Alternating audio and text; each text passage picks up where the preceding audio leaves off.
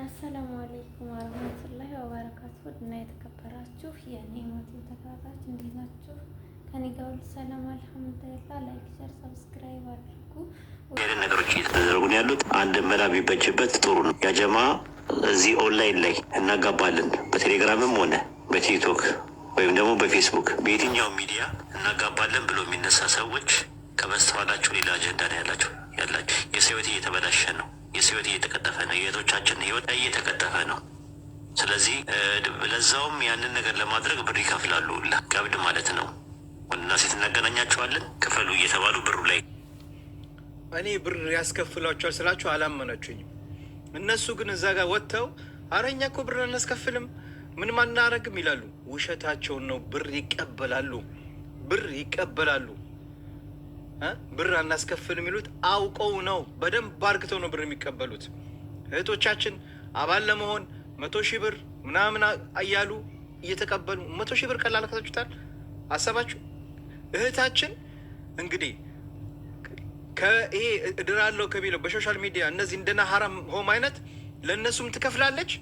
ነገ ደግሞ ፎቶ ላነሳትም 200,000 ብር አምጪ ይላታል። ገባችሁ? አትሞኙ። እነዚህ ሰዎችን ማስቆም አለብን። ካስፈለገም አካውንታቸው ላይ መሄድ አለብን። ያጀማ ቀልድ አይደለም። እሺ፣ በዚህ ነገር ላይ በደንብ መሰራት አለበት። እንደነ ኡስታዝ ወሂድ ትልልቅ ኡስታዞች እንደነዚህ አይነት መልእክት እያስተላለፉ እኛን እንኳን አትስሙ። እነ ኡስታዝ ወሂድን አሰሙ። እንቀጥል የተባሉ ብሩ ላይ ይከፍላሉ እነዚህ ሰዎች ማለት ነው። ብራቸውንም ከፍለው ከዛ በኋላ ደግሞ አይተዋወቁም። ለመተዋወቅ ተብለው ውስጥ ለውስጥ ያወራሉ። ቪዲዮ ላኪ፣ ፎቶ ላኪ ይባላል። ፎቶና ቪዲዮ ይላካል። ከዛ በኋላ መጨረሻ ላይ ያ ፎቶና ቪዲዮ ካየ በኋላ ያ ሰው እለቅብሻለሁ እያለ እያስፈራራ ገንዘብ መቀበል ጀምረዋል ማለት ነው። እንግዲህ አሁን የስንቱ ይፍጨው ወደ ይፍጨው ስንቱ ያለበት ነገር ማለት ነው። እና ጥንቃቄ አድርጉ ለማለት ፈልጌ ነው። ትንሽ ደስተኛ አይደለሁም በእንደዚህ አይነት ነገር ላይ ማለት ነው። ይህን ስሰማ ትንሽ እንትን ብሎኛል፣ ረብሾኛል። ምን ያህል ከባድ እንደሆነ ማለት ነው። ማለት እንግዲህ እቺ ልጅ የተናገረች ነው እኛ የምናውቃት አካባቢ ላይ ያለች። አሁን ደግሞ ሌላ ቦታ ደግሞ ያሉ ሰዎች ደግሞ ምን ሌሎች እንደሚችሉ አስቡት። አረብ ሀገር ያሉ እህቶቻችን አስቡት። አውሮፓ ላይ ያሉትን፣ አሜሪካን ሀገር ያሉትን ትዳር ይፈልጋሉ። ሪል ነው፣ እውነት ነው። ግን ትዳር ከፈለጋችሁ በቤተሰብ ጨርሱ። ቤተሰብ አካባቢ ላይ ሄዱና ጨርሱ።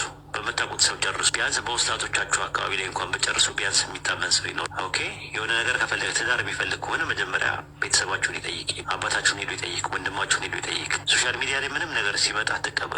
እንዲህ አይነት ነገር ከመታመን በላይ ትልቅ ነገር የለም፣ ህመም የለም። እና ጥንቃቄ አድርጉ ለማለት ፈልጌ ነው። እንግዲህ አሁን ኡስታዝ የተናገረውን ታሪክ ሰምታችኋል አደለ? ኡስታዝ የተናገረውን ታሪክ ሰምታችኋል። አሁን እኔ በእርግጠኝነት እነግራቸዋለሁ እንደነዚህ አይነት ታሪክ በርካታ እህቶቻችን አጋጥሟቸዋል አሉ፣ እዚህም አሉ። ግን አሁን እህቶች የምለው እንዳትፈሩ። እንደነዚህ አይነት ሰዎች በውስጥ ኑና ብር ጠይቋችሁ ፎቶ አንስተው እንዲህ ያሉ ካሉ ለሌላው እንዲማሩበት ታሪካችሁን አካፍሉ። እኛ አሁን እዚህ ጋር ቁጭ ብለን ይሄን የምንናገረው እናንተ እንድትማሩበት ነው፣ እናንተ እንድትጠነቀቁ ነው። በጣም በርካታ እህቶች ወላሂ ምንም አያውቁም። አባቴን ረዳለሁ፣ እናቴን አግዛለሁ፣ ትምህርቷን አቁማ ከ9ኛ ከ8ኛ ክፍል አቁማ ወደ አረብ ሀገር የተሰደደች እህቶቻችን ውዶቼ። እንግዲህ ቪዲዮን እንደሰማችሁት ነው። ይሄን ሪካርድና እኛስ ምን ላይ ነን እንደሚለው ማለት ነው። እኛ ምን ላይ ነን? ሲጀመር ይሄ ነገር አስፈላጊ መስሎ ታይቷችሁ ነው ወይ እህቶቼ? እንደው ባትመከሩስ? ለመጀናጀን በዛ ሄዱም ስልክ መቀያየር ካለው ወንድና ሴት የሚገናኝ ከሆነ ለምን ዝም ብላችሁ እርፍ ብላችሁ የምታውቁትን ሰው አትጀናጀኑም? ራሳችሁ ማለት ነው። ሚዲያ ላይ ለሚመጣ ትዳር ለዚህ ለምን በራሳችሁ አትጀናጀኑ? ምን ደላላ አስፈለገው? ይሄ እኮ በቃ ድለላ በሉት፣ የድለላ ስራ በሉት። ስለዚህ ምን ደላላ አስፈለገው? ራሳችሁ አትጀናጀኑም? ራሳችሁ የሀገራችሁን ልጅ አብሮ አደጋችሁን የምታውቁትን በቃ ቤተሰብ የሚያውቀውን መጋባት አይሻልም? ይሄ ማንም የማያውቀው ሰው እንደው ሁነኛ ለራሱ ቢሆን ለራሱ ማለት ነው። ከኋላ ባግራውንድ የማታውቁትን ሰው ለማግባት እዛ ሄዳችሁ መስፈርት ከምትናገሩና የሰው መስፈርት ከምትሰሙ በራሳችሁ ቤተሰቦቻችሁ የሚያውቁትን ማግባት አይቀላችሁ ነበሩ። እንኳን ይሄ ነገር እንደውም አዋጭ አልሆነም። ይሄ ነገር በጣም መጥፎ ነገር፣ ብዙ ጉዳት ይዞ እየመጣ ነው። ጉዳት እንኳን ይዞ መምጣቱ ባይሰማ እንደዚህ ያለ መከራ እንዳለው እንኳን ባትሰሙ እናንተ በራሳችሁ እንዴት ህሊናችሁ ያምንላችኋል? ምን እንደው ሰው ልጅ በተናገረው ልክ እዛ ላይ መቶ በተናገረው ልክ ነው እናንተ የምታውቁት። ብዙ ማንነቱን መቼም እያንዳንዱ ማንነቱን አይናገርም። ትዳርን ያክል ነገር እንደዚህ እሱ ራሱን በገለጸላችሁ ልክ አምናችሁ እንዴት ትገባላችሁ? ይሄ ነገር ህይወት ነው፣ ህይወት ነው። ስለዚህ አትግቡ። ይሄ ነገር አስፈላጊ አይደለም። በጣም ትላልቅ ኡስታዞችም እንደተናገሩት እንደ ሸሪዓም ተገቢ አይደለም። እንደ ባህልም ውዶቼ፣ በተለይ እህቶቼ እዛ ወጣችሁ እኔ ትዳር ፈላጊ ነኝ እንደዚህ ብላችሁ ከምትናገሩ ወላሂ እናንተ የተከበርሽ ሴት እስከሆንሽ ድረስ አንቺ ራስሽን የጠበቅሽ ሴት እስከሆንሽ ድረስ ትዳር አይጠፋም ውዶቼ። እንደው እዛ ሄዳችሁ አትለፍልፉ፣ አትፈልጉ ትዳር።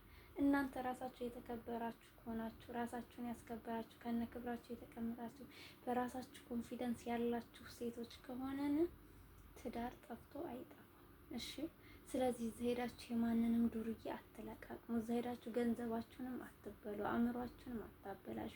ቤተሰቦቻችሁ በነገራችን ላይ እዚህ እያንዳንዳችሁ ቤተሰቦቻችሁ እንደዚህ ትዳር ፈላጊ ነኝ ብላችሁ መግባታችሁን ቢያውቁ መቼም ደስ አይላችሁም። እኔ እንደኔ ከሆነ ያን ቤተሰቦቼ እንደው ትዳር ፈላጊ ነኝ ብዬ ገብቼ የምመጣውን ወንድ 100% አይቀበሉም፣ ቢሰሙም ያፍሩብኛል።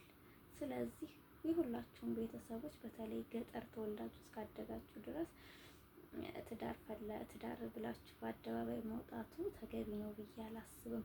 እናንተ አላህን ከፈራችሁ፣ እናንተ ኮንፊደንስ ያላችሁ ሴቶች ከሆናችሁ፣ ገንዘባችሁን በስነ ስርዓት ከያዛችሁ፣ ቤተሰቦቻችሁን ቀይራችሁ ከስደት በስነ ስርዓት ሀገራችሁ ከገባችሁ ወላሂ ነው የምላችሁ ትዳር አታጡም። ስለዚህ እዚህ የማንንም ልቅቃሚ አትለቃቅሙ። ሲጀመር ተገቢ አይደለም። እዚህ መጣችሁ ማንነቱን የማታውቁትን ወንድ አግብታችሁስ ምን እንደሚገጥማችሁ አታውቁም። ዛሬ ላይ አሁን ሳትጋቡ በፊትም ገንዘባቸውን የተበሉ ይኖራሉ። እንደው እኮ እኔ ገንዘቤን አልሰጠትም በቃ ኒካ አሰረ ብትሉ ለራሱ ኒካ ታሰረ ማለት ተጋባችሁ ማለት ያ ትዳር ሁነኛ ነው ማለት አይደለም። ከዛ በኋላ የሚገጥማችሁን ነገር አታውቁትም። እዚህ ጋር ደግሞ የምትመርጡት የራሳችሁን ህይወት ብቻ ሳይሆን እህቶቼ የልጆቻችሁን አባት ነው የምትመርጡት። ኦኬ። ስለዚህ በእናንተ ጥፋት በእናንተ አለማስተዋል የልጆቻችሁን ህይወት ነገም እንዳታበላሹ እላለሁኝ። እንግዲህ ይሄ ምክሬ ነው። እስኪ እናንተ ምን ሀሳብ አስተያየት ካላችሁ ኮሜንት ላይ ጻፉልኝ። እንደኔ ግን አሲያም ብታቆም ይሄ ነገር ተገቢ አይደለም። ገንዘብ ከፍላችሁ ባትከፍሉ ለራሱ እንዳትገቡበት እላለሁ። ወሰላሙ አለይኩም ወረህመቱላሂ ወበረካቱ።